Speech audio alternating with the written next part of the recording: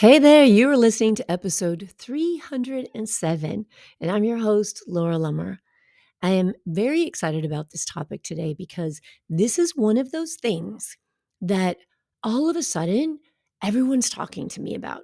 And it's something I have a deep personal experience with that I'll share with you in this show. And I think maybe this topic is coming up because it's the end of the year. So when this podcast episode comes out, it'll be on Friday, December 29th, right before the new year. And actually, on December 29th at 9 a.m., I'm doing a workshop on Release 2023, creating a new year that's better than before breast cancer. And that workshop is all about letting go of the ideas and the belief systems and the conditioned thoughts that we have that stop us from living fully.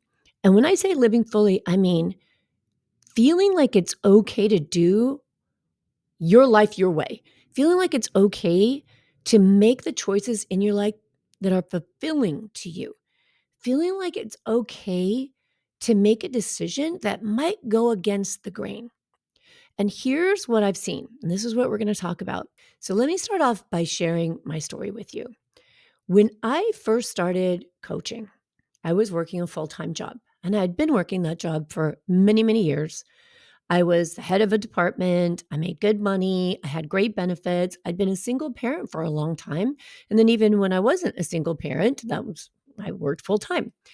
So when I decided to become a coach and to follow my passion after breast cancer, I didn't let go of my full time job. Well, because I wanted to be responsible, right? And I wanted to have the security and the insurance makes total sense, right? And so I told myself I'm going to build this business on the side. And then it came to a point where I knew that my business could not grow anymore because kind of my idea was I got to grow the business until it can take place of everything that I get from my job. But then it got to the point where I thought, okay, this is never going to get bigger than this because I don't have any more time.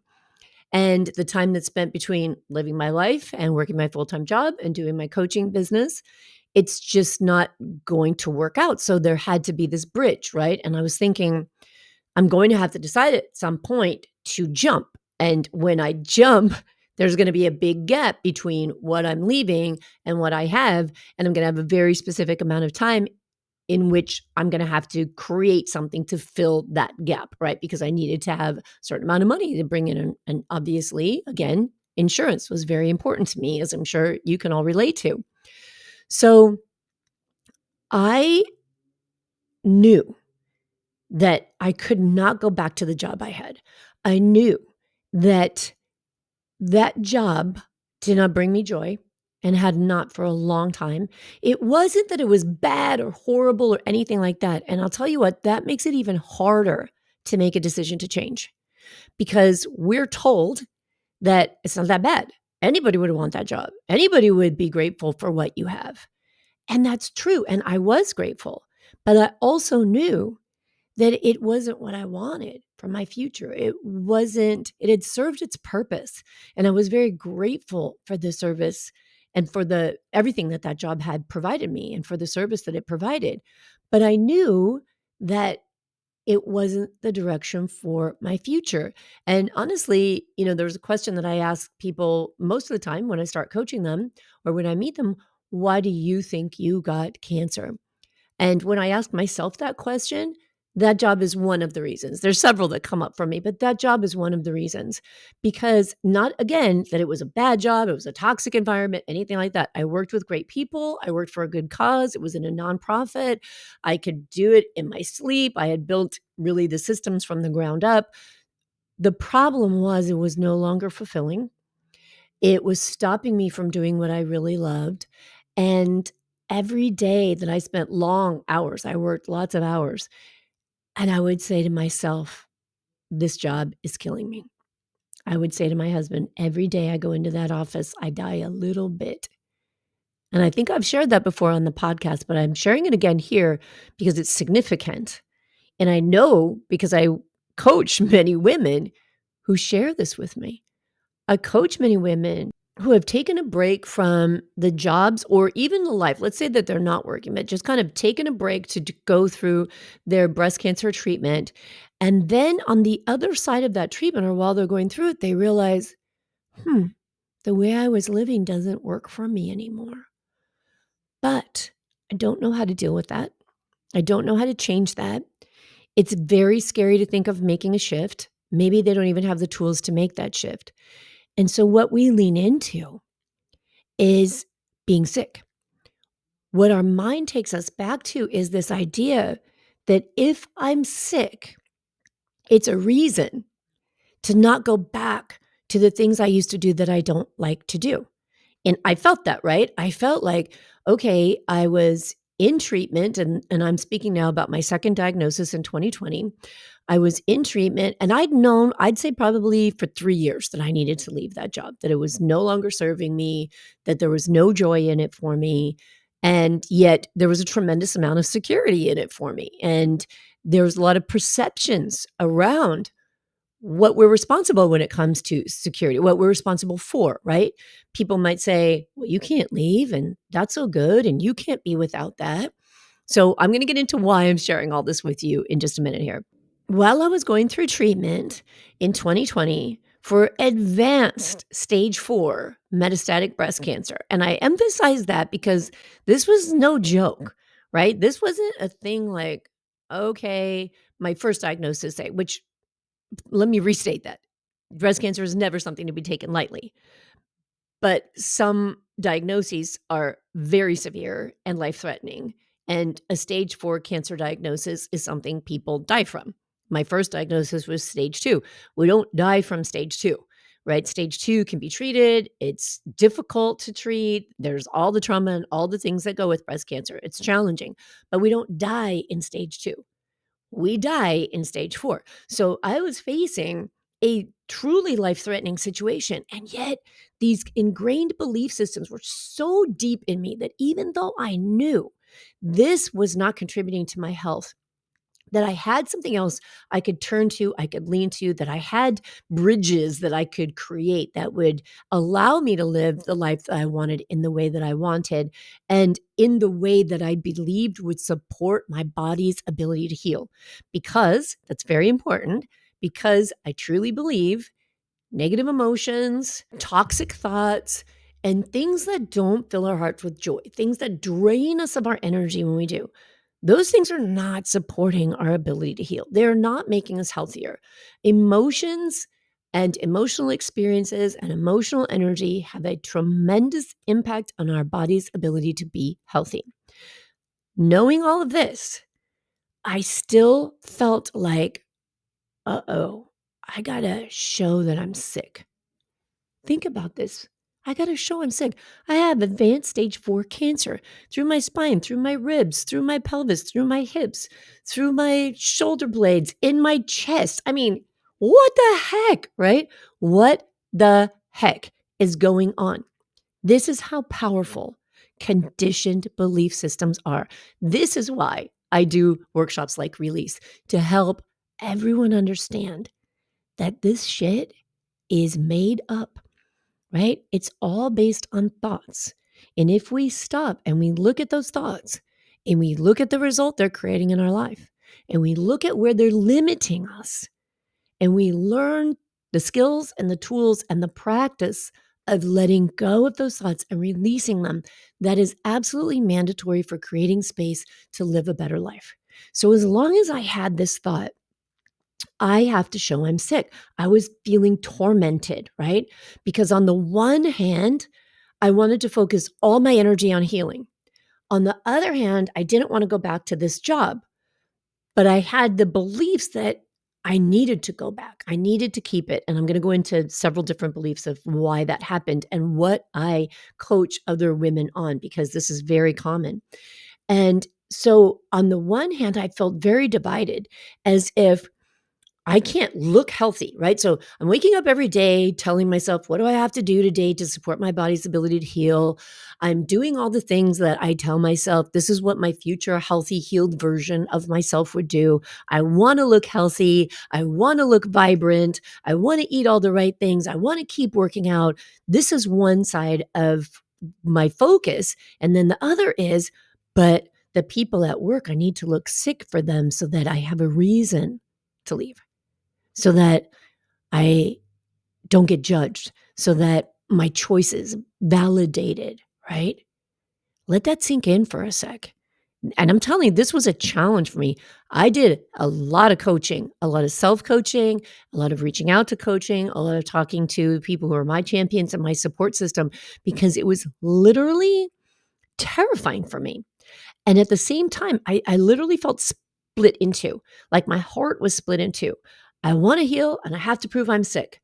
I want to live a different life. I feel like I have to keep living that life. It was really tough to change my belief systems.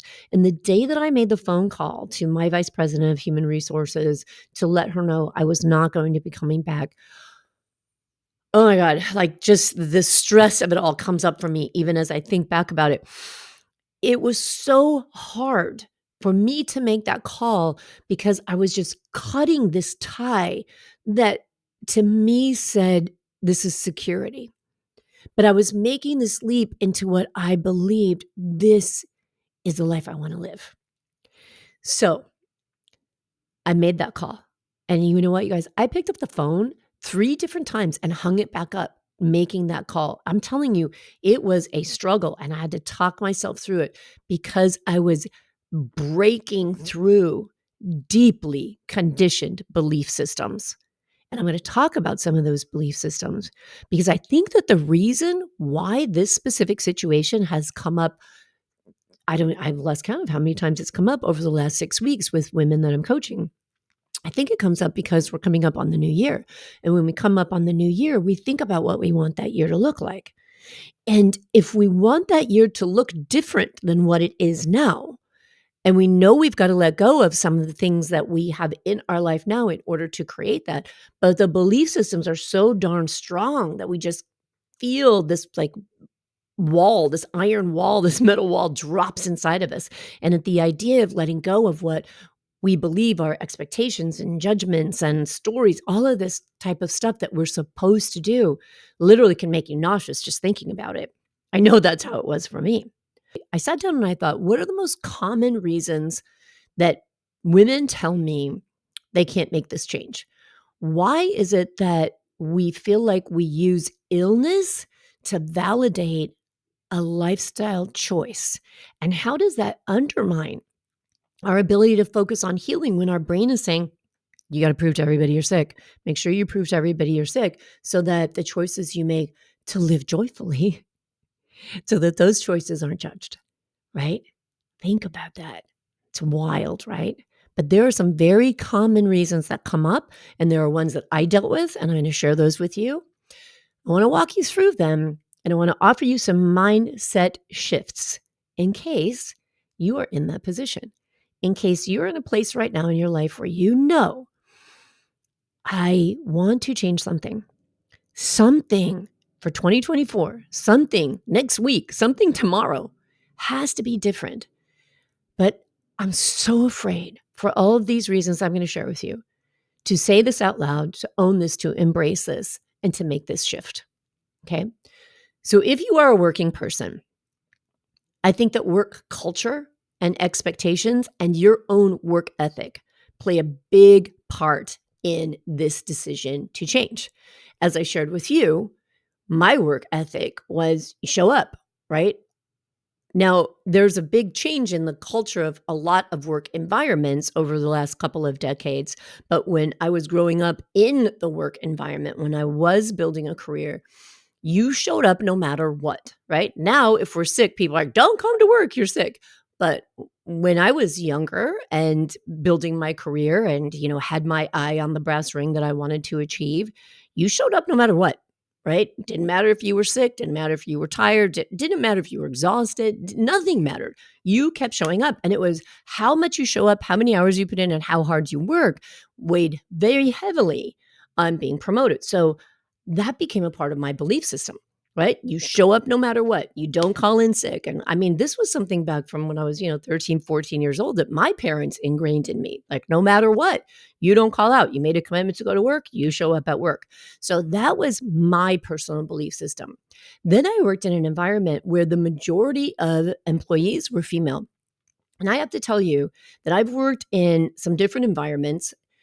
Some of them were I worked with mostly male colleagues and some with mostly women colleagues. And I personally saw a stark difference in the way women worked and in this culture that was created where, it was almost a martyr culture, really, where women loved to talk about, I stayed till 10 o'clock at night. I worked my whole weekend. It was so obvious to me when I jumped from one culture to the next.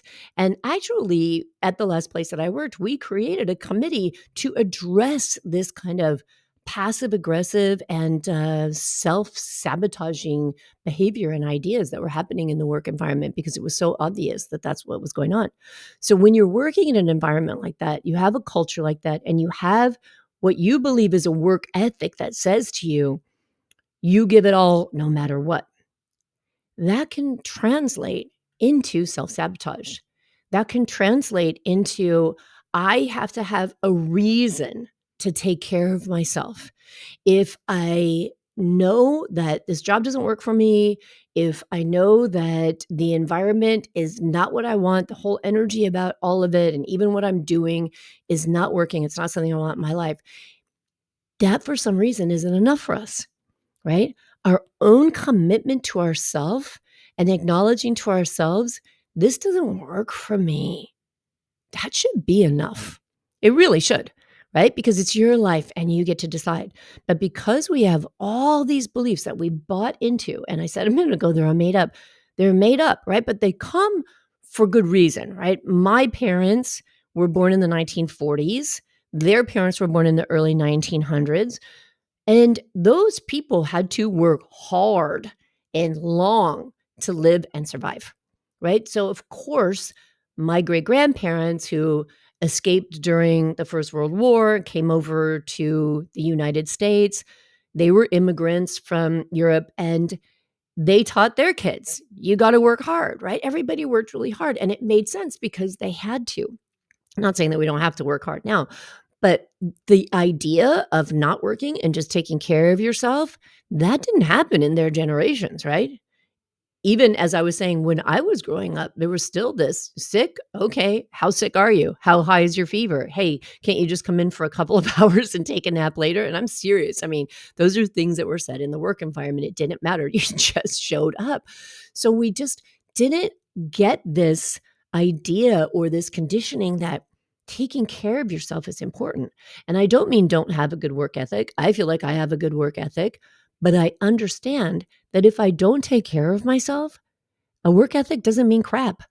Because if I'm not here, if I'm so sick I can't work, if I'm so sick that I'm, fighting cancer, then having a good work ethic doesn't mean anything. Because if I'm not well enough to work, who cares, right? We have to be able to take care of ourselves. And when we have something like breast cancer, a diagnosis of breast cancer, or any other illness, and we realize life is precious and short, and we realize it at a whole different level than before something like that happens to us. When that happens to us and we see, I want to make a change. I want to live differently in my life, in whatever sense that means. That's enough. It really and truly is. So when it comes to work culture, work expectations, or the idea that you have to validate why that work isn't working for you anymore by proving to someone you're sick, that right there does not support your healing, your wellness, or inviting joy into your life. So consider that it's really important to work through those beliefs and to understand this is just a way of thinking. And I can choose a different way of thinking that says, I get to decide what my life looks like, regardless of what anyone else thinks and regardless of what anyone else told me it had to look like. I get to stop and do some work here. And I'm not saying, be irresponsible, don't think about money, don't think about insurance. These things have to be taken into consideration. But when we tell ourselves the story of this is the only way it works, and I have to be sick and prove I'm sick, we don't have any space left to create a better life. All right. So that's one reason. I also know for a fact going through breast cancer is very traumatizing. The emotional impact is devastating. So we go through the diagnosis, let's say surgeries, chemotherapy, radiation, whatever it is that you go through. And then the doctor says, okay, you're good to go. You're cancer free. And this is why I started this business initially. And then we're sitting here shell shocked going, what just happened? So now mental and emotional health comes into play. And when it comes to mental and emotional health, we just don't give that the weight that it deserves. We don't feel that that's a valid enough reason. So the doctor says, your body is good. You're good to go. You don't have cancer. Or maybe you do have cancer, but it's manageable. It's controllable. Here, I'll put you on this medication. Maybe it's not active, whatever reasons the doctors release you from treatment. And you're feeling like, but I'm not in a mental state to go back to living that way again, or go back to that job again, or process everything that has to be done at that job. But we don't think that's enough. And it is enough. Acknowledging that mentally and emotionally, I am not in the place to do what I did before, to handle what I did before, or to live the way I did before. And if you know that for yourself, that is enough. It is legitimate. Having an emotional or a mental health need is equally as legitimate as a physical need. Okay. And you don't have to prove to someone that you're sick if you know you need mental and emotional support. Your entitlement to self care is justified because you need it, period, because you deserve it. Right. And I want to offer this shift very clearly. It's an important shift from I've got to prove I'm ill so that I can live the life I want to I'm making a decision to support my healing by living the life I want. Okay. So we get to shift into that. What is it going to take to support your healing? And that could be healing on a physical level, an emotional level, a mental level, a relationship level, a life level. What is it going to take to heal your life the way you want it to be healed and live it the way you want to live?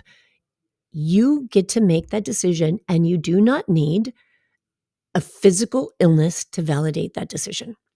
Okay.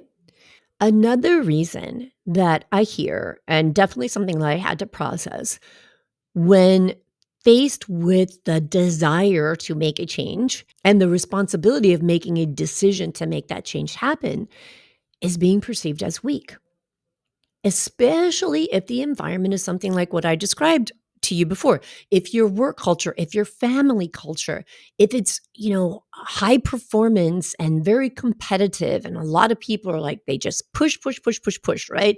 The more you work, the better. Push harder, don't give up. And so you tell yourself this story that if I don't want to do that anymore, that means I'm weak. What if people think I'm weak? Am I weak? And I want to offer to you, but it takes so much strength to decide to change your life, to decide to evaluate the things you were conditioned to believe and the things that people around you are conditioned to, and they buy into these belief systems. It takes a tremendous amount of strength to say, I'm not going to do that anymore.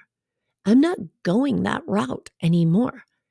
I'm going to be strong enough to listen to myself and make a decision for myself and say, this is the change that I need. And man, it's hard to do. And whew, there's a lot of discomfort coming up here, but it takes a tremendous amount of strength.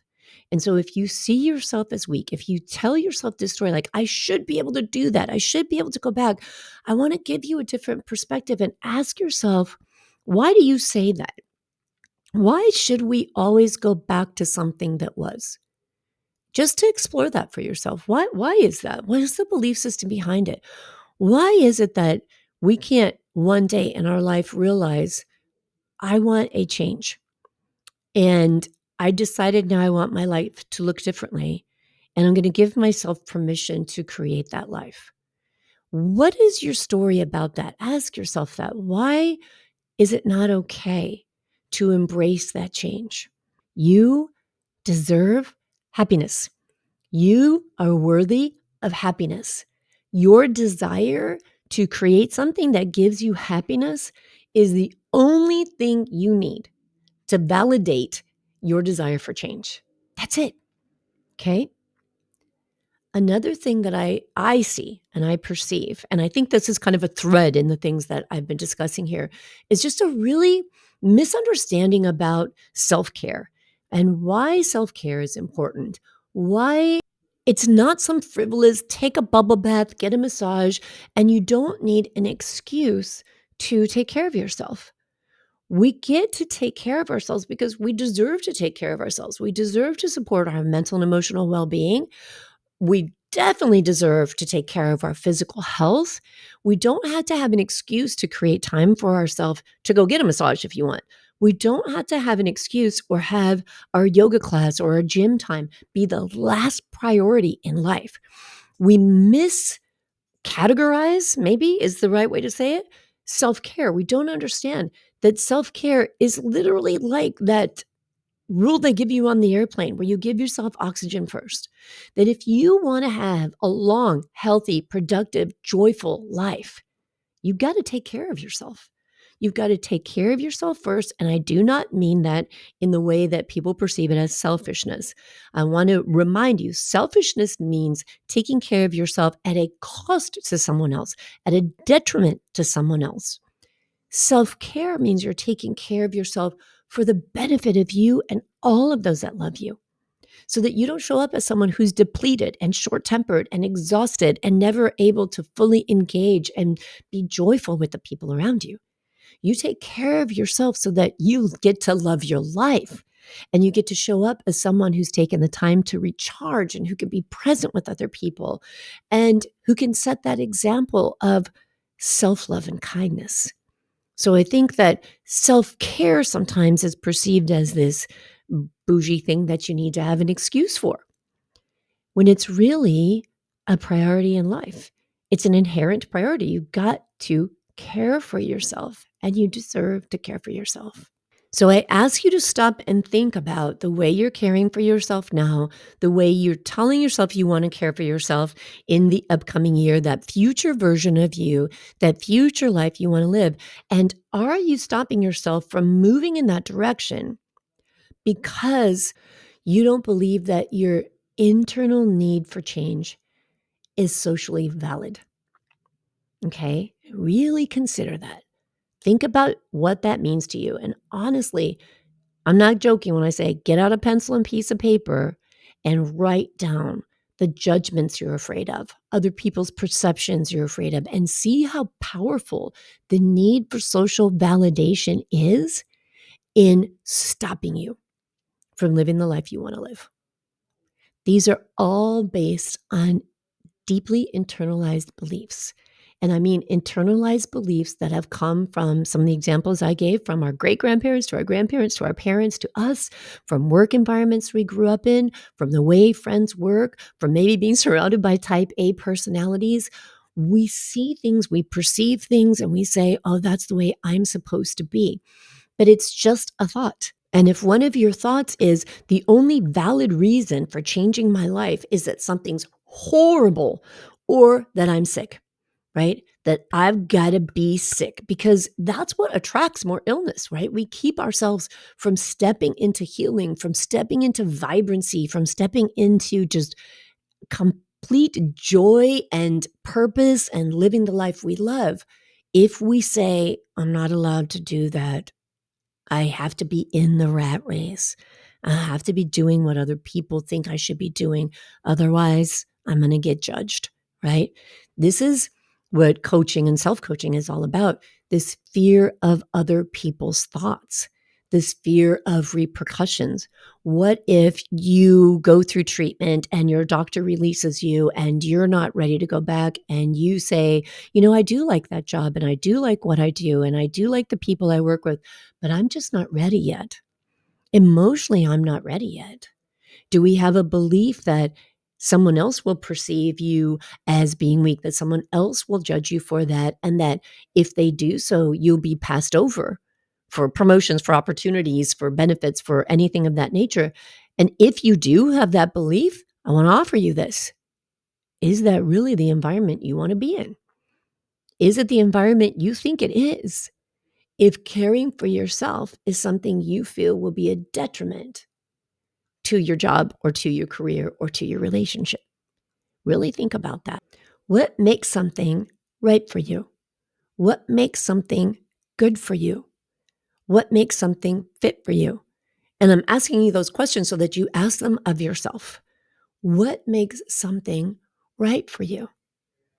If someone's judging you, if you believe, are they really judging you, first of all? Or are you just believing that? Are you telling yourself a story about something that isn't even true, that keeps you from caring for yourself and that keeps you from creating the life you want to live, stepping into the life you want to live? And let's not make a mistake here and think that that's always comfortable. I shared my story with you that here I was knowing that I wanted something different, knowing that I wanted to do exactly what I'm doing now, coaching breast cancer survivors. Unquestionably, I knew that was what I wanted to do. And it was a big, scary, uncomfortable leap. Sometimes things feel uncomfortable because they're not familiar, because they're unknown. But when the thing that we know is causing us daily discomfort that we're aware of, it's time to sit with that and look at the thoughts behind it that keep you there. What do you have to let go of to create space in your life, to look at other opportunities, to look at other solutions, to look at other ways of being that maybe will bring you more joy?